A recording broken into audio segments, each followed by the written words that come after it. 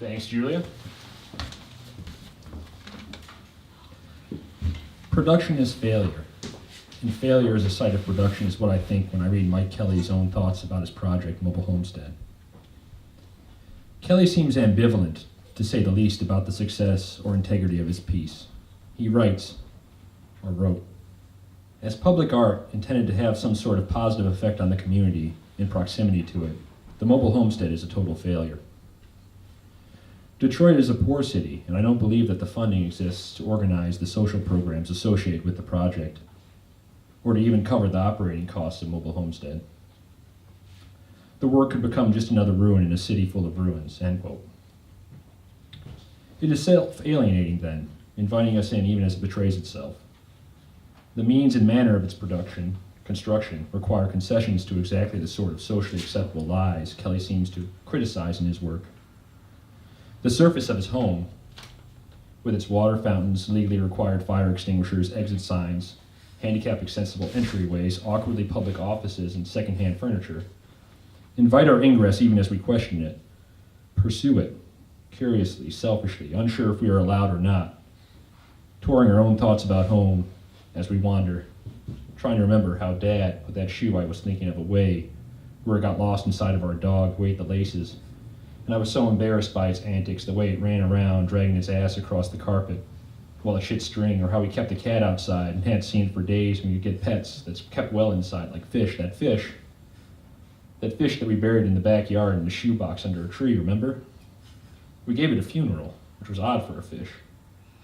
You carved your initials into the bark of the tree, and we had coffee together on the porch afterwards, which you spilled in a big mess on the floor. I cleaned it up immediately, but still left a stain, but this isn't my living room. Nor is it functionally signified as such, with appropriate paraphernalia, a well-used couch, a chipped coffee table, a working TV. My dad used to sit in a room like this and make bread on Sundays. He would watch football and knead the dough into a ball, telling me he was going to make 2 loaves, one for my sister and one for me. This isn't your house, though. This isn't my home. The rooms beneath our feet are designated as the exclusive preserve of true art, a mystical site of creation from which we are banned. Only Mike Kelley's estate can determine who gets access. You might consider it a breakdown in design or intent, this separation, but it fits. Kelley didn't want it to feel like home. It isn't supposed to be like home. You're not supposed to be home. This isn't my room, and when I think about crazy, I blame everything on red and green. The colors of the sun collapsed. I wasn't sure about that, never was sure about that difficulty, the identity of space. Get out of my room, get out of my room.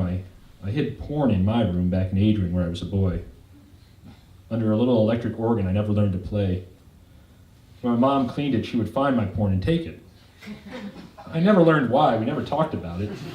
She just took it and I assumed it was something to take. I liked how the man's penis looked. Just as it slipped inside the woman's vagina, that was pleasure to me, the look on her face. That's how I would articulate it to you if you asked me. Pleasure was a woman's face. It was the only way to tell or guess at the meaning of sex, outside of a dry biological purpose. Her airbrushed face, plasticity of her breasts, she became a needed unknown to fulfill my own. What it felt like to have a different sort of life, what I imagined or thought, became real in having that fantasy. I kept telling myself things until I believed them to be true. The point of this highly personal and inappropriate tangent reflects itself in the passive aggressiveness of the space around us, the impersonal personal. Mike Kelley's own home hidden in the space of his public artwork. How would you describe it? With words, images, sounds? Is it worth the attempt? Can we capture meaning from it without privileging it as art? Can home exist outside the referential frame of what lies beneath?